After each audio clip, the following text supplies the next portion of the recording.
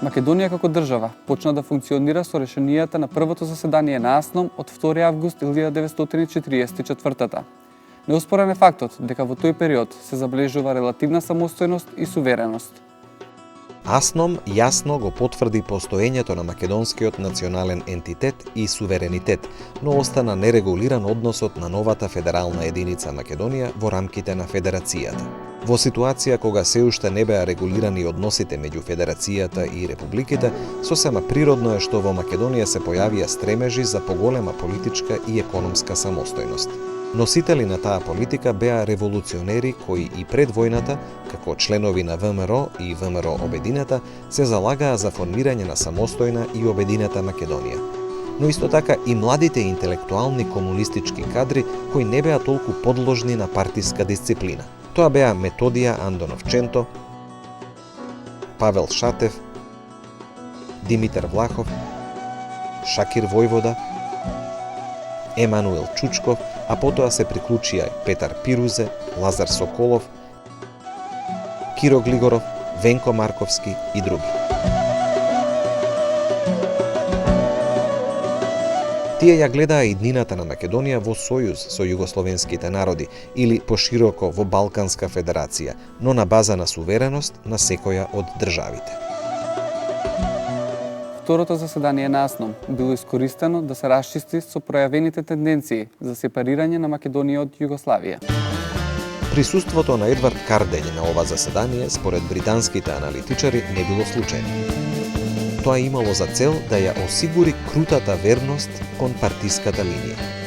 Меѓутоа, македонските државни романтичари продолжиле по свое. Тоа било причина државното партиско раководство на Југославија на седницата на Политбирото во март 1945 да се осврне на изградбата на социјализмот во Македонија преку реферирањето на Миха Маринко. Присутните биле известени дека во Македонија постои затегнатост меѓу младите комунисти и старите ликвидатори. Во освртот на ликвидаторите, Маринко вели дека Ченто нема големо влијание. Централниот комитет е доста слаб. Лазо е политички најак, партиски добар, но тврдоглав. Стариот Влахов не работи. На седниците на Централниот комитет молчи. На собирот во Бугарија зборувал дека македонската емиграција треба да се врати во Македонија. Но Маринко смета дека сепак многу е добро расположението за Југославија. Македонското раководство тие сепак зависеа од еден центар, Белград. И мораше да се слушаат директивите што доаѓаат од озгора, затоа што се работеше за висока политика. Во дискусијата по реферирањето на Миха Маринко, Гилас предложил Влахов да се повлече од Централниот комитет, а Ченто да се казни партиски и дури да се исклучи. Карделј сметал: народот е со нас, но некомпромитираната буржоазија се обидува да се качи на чело, во што ја има поддршката на бугарите. Влахов е поопасен од Ченто, тој е туѓ елемент и на крајот ќе испадне од партијата, но се уште е рано. Темпо пак, од своја страна, мислел дека Ченто не представува опасен елемент и би можел да се превоспита. Александар Ранковиќ инсистирал дека најсигурен во Македонија е Лазар Колишевски и оти таму постојано треба да има сигурен другар. Состанокот го заклучил Тито, истакнувајќи дека во Македонија се уште не е изживеан михајловизмот. Тој живее во буржоазијата, па и во селанството. Партијата го популаризирала. Тие елементи треба прво на конкретни дела да се раскринкаат. Македонија мора да се задржува со сопствени сили. Треба да се риба Ченто во партијата. Влахов треба да се повика овде. Прашањето на тие луѓе треба внимателно да се реши. Македонија се уште ништо не дала за оваа војна и ние ќе мора да придонесеме повеќе да дава за војната и за обновата на земјата.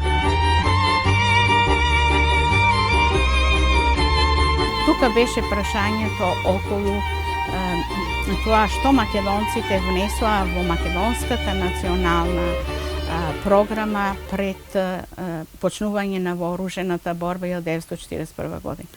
И понатаму во тек на НОП. Тоа беа традициите од ВМРО и Илинден. Тоа беше револуционерната традиција на која се подпира и генерациите меѓу двете светски војни кога ја истакнуваа својата национална македонска посебност. Набрзо во текот на летото 45-тата година, на седница на пленумот на Централниот комитет на Комунистичката партија на Македонија, во присуство на Лазар Колишевски, Цветко Узуновски, инструкторите Лилјана Чаловска, Вера Ацева, Владо Стругар, Благој Талески и Крсте Црвенковски, како точка 5 било поставено прашањето за скршнувањето во нашата партија и фракционерството. Во своето излагање, Цветко Узуновски Абас, одговорен за ОЗНА, зборувал за појавата на групашење, како резултат на неможноста комитетите да ги откријат незадоволните елементи. Таа група тврдела дека во Југославија не може да се ослободи и соедини цела Македонија, ами дека тоа е возможно само ако се бориме за посебна македонска држава, односно за Балканска федерација. Според Абас, во таа група биле Мане Чучков, Киро Глигоров, Лазо Соколов, а некои кои ја увидоа својата грешка отпаднаа. Но наместо да престане со својата активност, групата се проширила. Денес таму се Ченто, Венко Марковски, Апостолски, Киро Глигоров, Лазо Соколов, Пере Пирузе, Благој Хаджипанзов, помагани од Влахов Стариот, но и од страна на младиот Влахов. Тие по сите прашања си имаат своја линија, спротивна на партиската линија. Узуновски предложил да се заземе фронтален блок спрема групата и организациите да не бидат запознаени со имињата на низините членови. Сметал дека треба принципиелно да се удри по неа, односно по нивните идеолошки ставови. Пленумот бил свесен дека раскринкувањето не може да оди лесно, бидејќи одделни личности од анатемисаната група во некои средини уживале голем углед. На крајот Колишевски побарал да се прибере материјал за сите од групата. Основните мотиви на осуда од страна на младите комунистички кадри спрема така наречените стари ликвидатори биле: постоело несогласување меѓу президиумот на АСНОМ и Централниот комитет на Комунистичката партија на Македонија во однос на кадровската политика. Имено, президиумот се спротивставувал на решенијата во Македонија да се префрлат лица кои живееле во Србија, а во Македонија не биле доволно познати. Сомнително било и прашањето на доаѓањето на инструктори од страна, пред се во УДБА и во ЈНА, при што се запоставувале или елиминирале македонските кадри. Постоеле различни гледања меѓу президиумот и Централниот комитет во однос на извршувањето на смртните казни на затворениците без донесување судски пресуди. Анатемисаната група била за придржување кон прописите на правна држава. Се залагала да не може да се извршува смртна казна без да има правосилна пресуда, повикувајќи се на ставот што ќе рече светот за нас.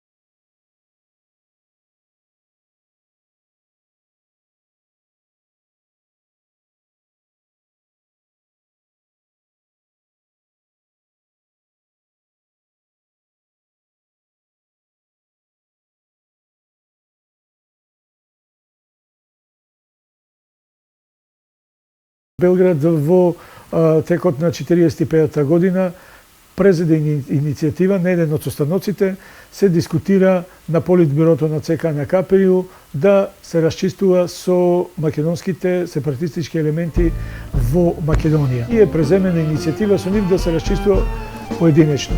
Во идниот период, централизирањето на Македонија се одвивало низ неколку фази. Во првата, до формирањето на единствената југословенска влада на 7 март 1945 било допуштено живеењето на националните чувства на македонците. Во втората фаза, на второто заседание на АСНОМ, гласноговорниците на идејата за обединување биле политички изолирани. Третата фаза настапила со формирањето на првата македонска влада, кога Македонија била ставена под контрола на централната влада. И во четвртата фаза, во јуни 1945-та, Централната влада, наместо прашањето за обединување, го покренала прашањето за човековите права на македонското малцинство во делот на Македонија под Грција. Тие што беа етикетирани како сепаратисти и антипартиски елементи, завршија како што завршија. Кои на мермерот, кои во Белград под контрола на партискиот врв, кои во изолација. Со одржувањето на третото заседание на АСНОМ од 14 до 16 април 1945 година, во Македонија се заокружил еден многу значаен историски период, кој што завршил со формирањето на првата влада на Македонија. Поради тоа, 16 април треба да представува датум на завршувањето на Народно-ослободителната војна во Македонија, а потоа започнува така наречениот повоен период на развојот. Наместо Националниот комитет за ослободување на Југославија, кој за време на војната вршел улога на влада, на 7 март 1945 година се формирала привремената влада на Демократска федеративна Југославија. Истото требало да биде реализирано и во републиките. Така, на 16 април 1945 врз основа на заклучоците на третото заседание на АСНОМ се формирала првата влада на Демократска федеративна Македонија. Формирањето на владата на Демократска федеративна Македонија имало длабоко државотворно значење. Таа е првата влада во историјата на македонскиот народ. Од 2 август 1944 па се до 16 април 1945 нејзината функција ја вршел Президиумот на АСНОМ. По 16 април Президиумот на АСНОМ продолжил да функционира како Президиум на Народното собрание на Македонија со битно намалени ингеренции во законодавната дејност. Владата на Македонија станала основниот носител и столб на државната политика во Македонија.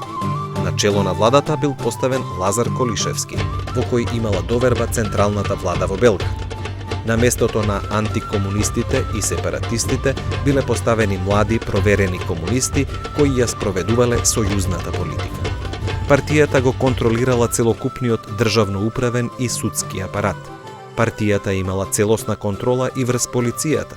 Партиската известувачка служба, Одделението за заштита на народот, ОЗНА, во 1946 година влегува во рамките на Министерството за внатрешни работи под името Управа за државна безбедност, УДБА. Нејзината улога била заштита на поредокот и дејност против сите оние непријатели кои не се согласувале со воспоставувањето на новиот општествено-економски систем. Иако владата на Македонија прифатила да се прилагоди кон централистичкиот систем на југословенското уредување, во некои области таа сепак дејствувала автономно. Со неа, Македонија го дооформила сопствениот систем органи на власта како современа држава. Првите непосредни избори биле одржани од 11 до 25 март 1945 година. Тоа биле и првите избори во историјата на македонскиот народ.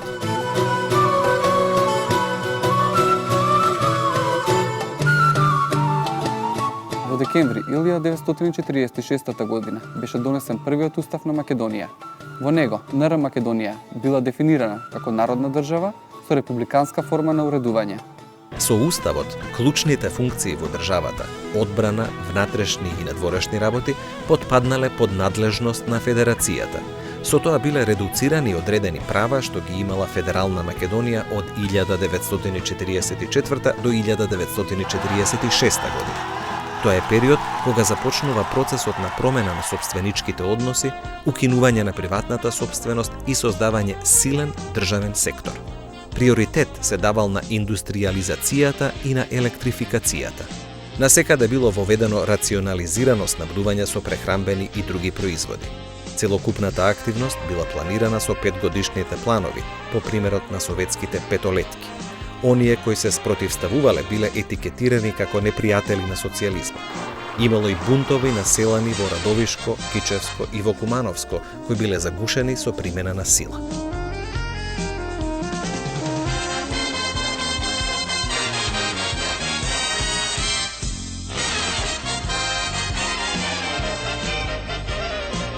Во Владата на Македонија со самото свое формирање започнала да води политика на јакнење на братството и единството на народите на Југославија, создавање цврста Југословенска федерација, во која Македонија би обстојувала како нејзина членка. Голема моќ била концентрирана во рацете на Политбирото на Централниот комитет на Комунистичката партија на Југославија и на Комунистичката партија на Македонија. Се спроведувале идеолошки чистки на неистомислениците, неретки биле појавите на самоволија од страна на органите за внатрешна безбедност. Членовите на Комунистичката партија ги презеле сите поважни функции, како на југословенско, така и на републичко ниво. На првиот конгрес на Комунистичката партија на Македонија во 1948 година отворено беше инаугурирана партиската хегемонија. Тогаш се официализира антисталинистичкиот курс, што беше искористено за пресметка со поддржувачите на Информбирото. Сите овие лица кои што во периодот од 1945 година се против Југословенската федерација беа испратени во Белград, каде што беа задржани на превоспитување и со тоа нивната дејност некаде во периодот на 50-тите години.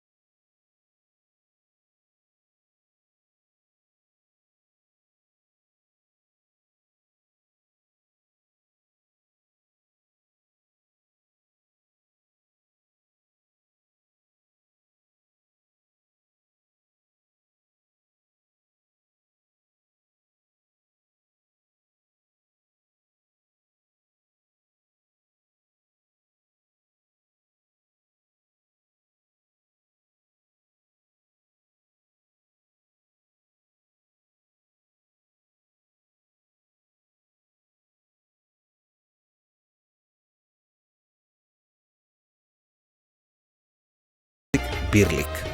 Радио Скопје.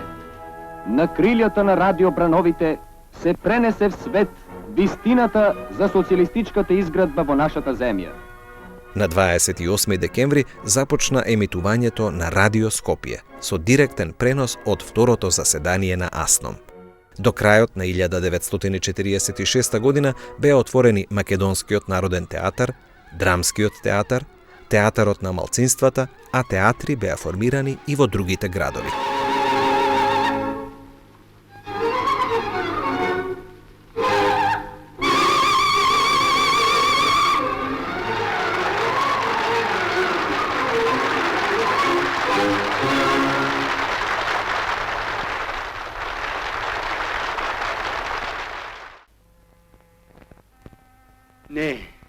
Не сакам жена за пари. Јас милувам синка од чиста милост да ми дојде не за пари. О, речено, дека немаш, зато така зборуваш. Да имаше 20-30 лири, инаку ќе беше. На 8 март, за прв пат во Скопје се прославува Денот на жената. На 3 мај 1945 објавена е и првата азбука на македонскиот јазик. Во декември 1946 година со основањето на Филозофскиот факултет беа поставени темелите на високото образование во Македонија. Потоа беа формирани и Медицинскиот и Земјоделскиот факултет, со што беше основан и Универзитетот Кирил и Методиј во Скопје.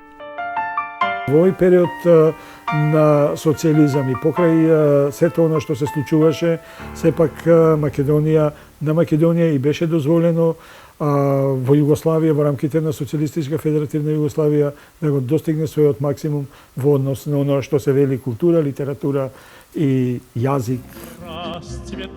Разговорите за формирање на Јужнословенска федерација помеѓу Бугарија и Југославија биле поведени по Титовиот престој во Москва и разговорите со Сталин во септември 1944.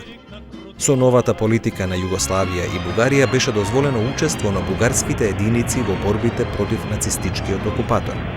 Представниците на Отечествениот фронт на Бугарија изразиле готовност да ги исправат сите дотогашни неправди нанесени од бугарската држава на македонскиот народ за време на бугарската окупација на Македонија.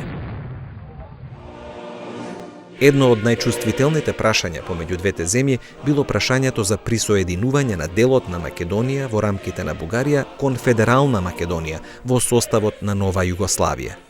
Иницијативата за формирање на федерација била дадена во ноември 1944 година.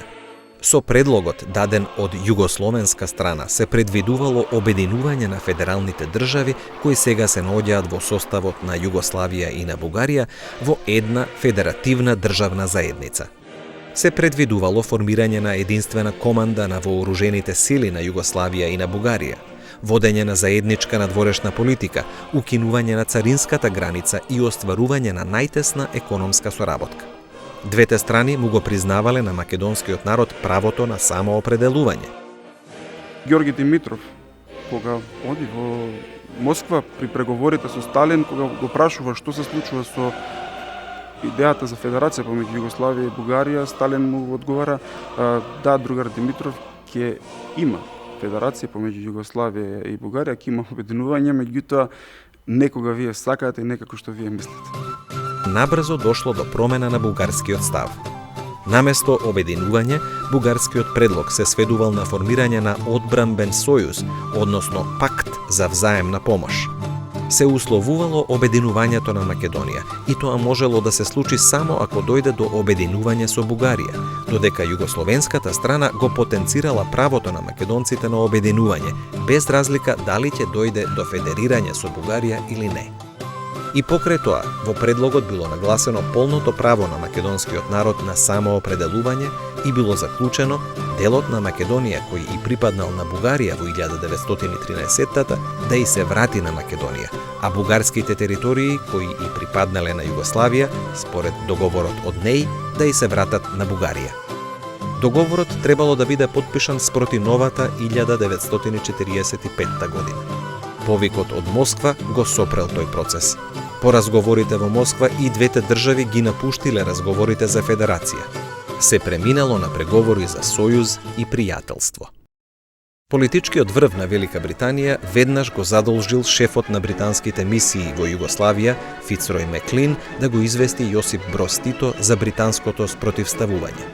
Македонците во таква ситуација настојуваат да ја внесат македонската национална програма, да го внесат реализирањето на ослободувањето и постигнување на државност и поможност на обединување на Македонија. Во однос на Македонија, Соединетите Американски држави се приклониле кон британскиот став. Суштината била да се остават македонските делови од Грција и Бугарија на односните земји.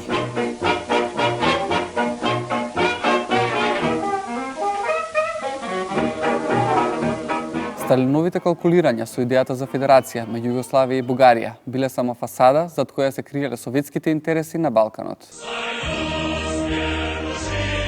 Кон средината на 1947 година, Сталин повторно ги обновил преговорите за федерација, кога Југославија и Бугарија постигнале договор за меѓусебна соработка. Со договорот се предвидувало максимална размена на стоки, нов режим на двосопственичките односи, културна соработка и подготовка за создавање царинска унија. Во двата подпишани договора воопшто не било споменато прашањето за делот на Македонија во рамките на Бугарија.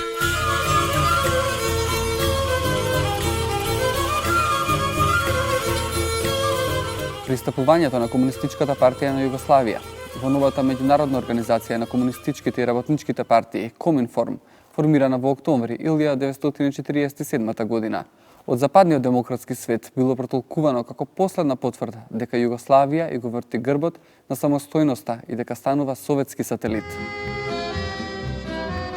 Се повеќе основните противречности на современиот свет, противречностите меѓу капитализмот и социјализмот се сведувале на меѓудржавните судири на големите сили. Така, Коминформот за основна цел имал прифаќање на советскиот модел на социјализам без приговор. Југославија, како земја која ја извојувала победата против фашизмот без советска помош, настојувала да води политика на држава која ќе има доминантна улога на Балканскиот полуостров. Таквата политика не одела во прилог на Сталиновите планови. Суетен по природа, тој не можел да дозволи загрозување на неговиот авторитет, а неспорно во Тито тој видел таква опасност. Навестувањата за промена на советската политика во однос на Југославија станале очигледни кога на 28 март 1948 година пристигнало првото писмо од Советската партија, во кое биле презентирани грешките на КПЈ во однос на внатрешната и надворешната политика. Југославија набргу останува изолирана, осамена, без пријатели и сојузници.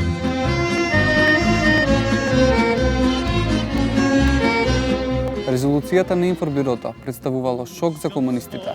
Уште повеќе што дошло до лицитирање помеѓу самите комунисти во однос на Тито или Сталин.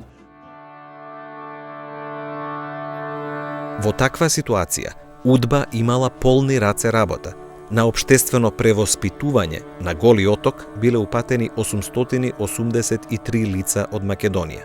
Низ голооточкото мачилиште поминале и голем број познати македонски револуционери, антифашисти и комунисти. Панко Брашнаров, Петре Пируземајски, Димче Аџимитрески, Венко Марковски, Владо Полежиновски и други, под обвинение дека се поддржувачи на резолуцијата, а Павел Шатев бил во домашен притвор. Позитивно било што со Информбирото се напушти политиката на копирање на советскиот модел и се започна со барање патишта за самостојно уредување на општествениот живот.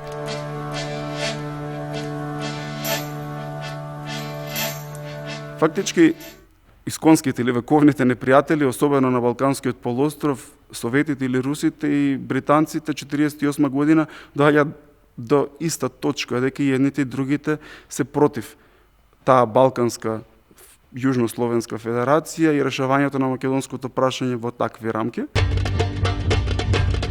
Преземените мерки за развој на стопанството се покажале како неуспешни, што било сигнал да се започне со менување на производствените односи. Поголема слобода требало да им се даде на производителите при располагањето со резултатите од трудот.